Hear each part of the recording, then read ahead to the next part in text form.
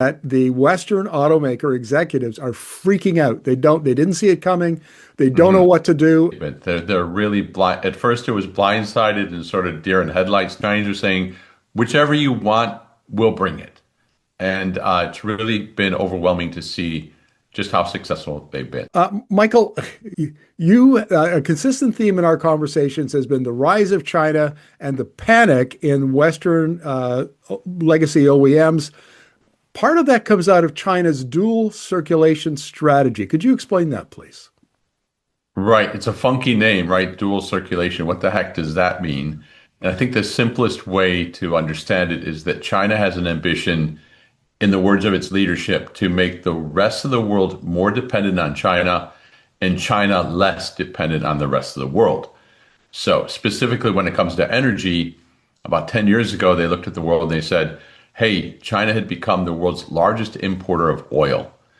And there was a very serious risk that they would be pulled into quagmires in the Middle East, just like the United States has been. So they said, let's not do that.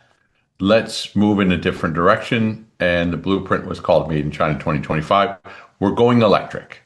And we're going to build our own batteries, develop our own battery supply chains, including the raw materials and the processing. And today, they've essentially achieved that, which is great news for China, but tough news for the rest of the world, because the rest of the world suddenly finds itself, yes, dependent on China for crucial materials and specifically things like rare earth magnets. And so that's the drama today. Everyone around the world was put on notice last week that China has export controls on those magnets. And that means with the flip of the switch, China could shut down vehicle assembly plants in Europe and the United States within a couple weeks. These are high stakes, it's serious, and the rest of the world's kind of in a panic. Like, wow, they really have us. Michael, I remember reading speeches by American politicians like U.S. Commerce Secretary Gina Raimondo, like 2021, and she said, we get it. We understand how vulnerable the U.S. is to Chinese supply chains, including in clean energy and EVs and stuff like that. We're going to respond by building our own. So we're not held hostage. And it looked like they were just making progress. You guys were finally, and then it's all coming to a crashing halt. You're absolutely right.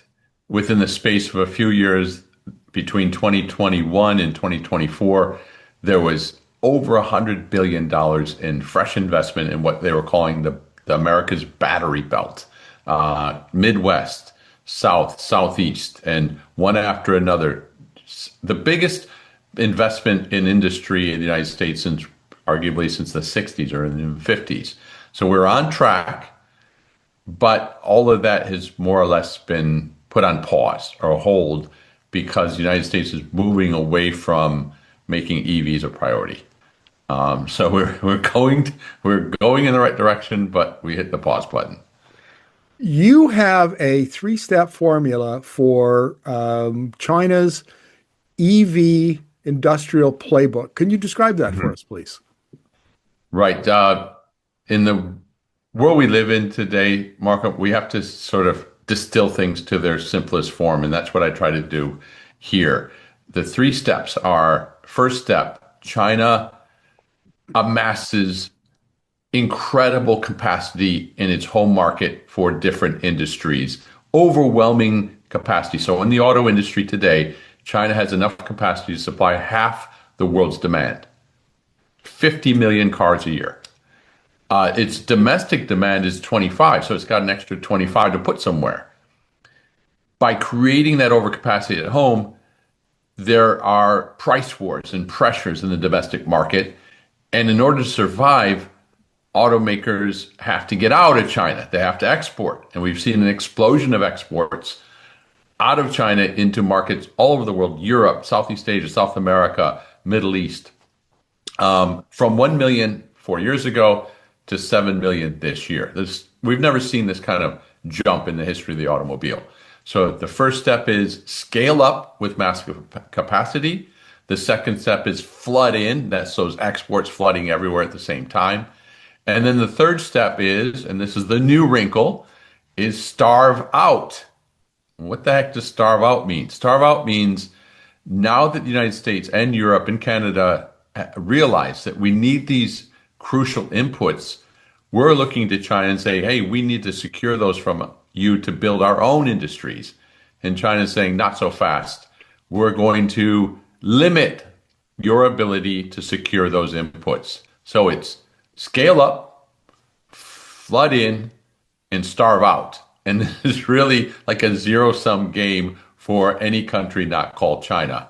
And over the last 24 hours, we saw the U.S. Treasury Secretary Scott Bessent say, we find ourselves in a position where industries around the world are dependent on China to decide yes, no, with regards to crucial inputs. And that's like a big drama.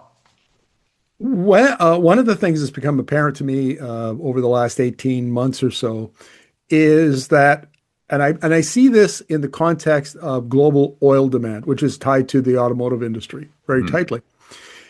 And a lot of the modelers like OPEC or ExxonMobil, they all have assumed that the global south would mostly stick with the internal combustion engine. And I don't think any of them have foresaw it coming or have adapted yet to the fact that China is determined to electrify the global south's transportation sector. Absolutely the case. They're exporting EVs and PHEVs to more than 100 countries, from Thailand to Indonesia. I was recently in South Africa, Spain, UK. Wow. And I know that's north, that's Europe. But north and south, the Chinese products are flooding in. And where, for example, in Mexico, they came initially with pure EVs. The infrastructure wasn't there. They pivoted to PHEVs. The Chinese are saying, whichever you want, we'll bring it.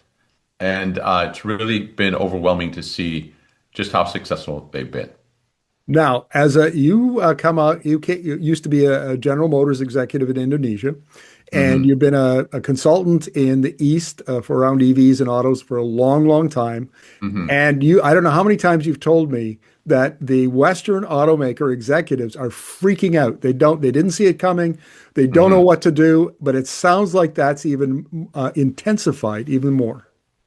Yeah, panic is not an understatement. They're really blind. At first, it was blindsided and sort of deer in headlights. Now it's, wow, we understand the storm is coming, this big, gigantic wave, tsunami, and we don't have any answer for it. China is bigger in scale, lower cost, moving faster, controls the supply chains. It's like if you drew up a championship game or an NHL Stanley Cup Finals, and one team has all the best players, and the other team has a bunch of junior college, guys, and you go, "Whoa! How did it get so lopsided?" That's what they're looking at, and they don't have any answers. Well, Michael, thank you very much for this. Really appreciate your insights. Absolutely, always enjoyed talking to you, Markham.